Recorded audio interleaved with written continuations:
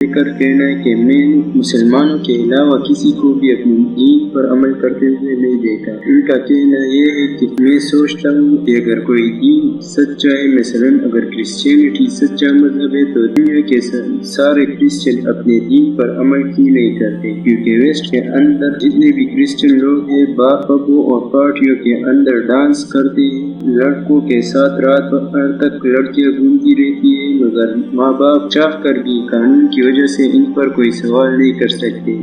کیا یہ دین پر عمل کرنا ہے؟ جبکہ دوسری طرف مسلمان اپنے دین کے لیے کافی پریکٹیکل ہے، اس لیے اپنی جان بھی دے سکتے ہیں۔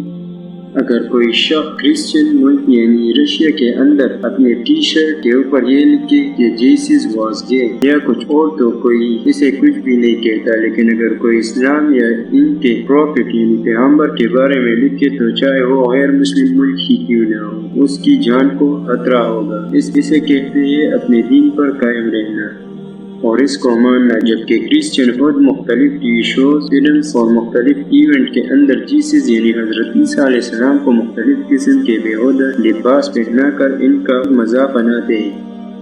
یہ میٹرکس کے لوگ دنیا کے سب سے بڑے مذہب یعنی کرسچینٹی کا مذاق اس لیے بنا رہے ہیں تاکہ لوگ مذہب سے بیزار ہو کر دنیا کی ہر مذہب سے بیزار ہو جائے، کیونکہ انسان کی زندگی سے اگر مذہب کو نکال دیا جائے تو پھر وہ سب کچھ اسے صحیح لگتا ہے جو وہ سوچے گا۔ وہ کسی قانون یا اخلاقیات کا پابند نہیں ہوگا، جس سے معاشرے میں تباہی، جرائم، قتل عام ہوں گے، زنا زیادہ ہو جائے گی، جو کہ آج کل دنیا میں ہم دیکھ رہے ہیں۔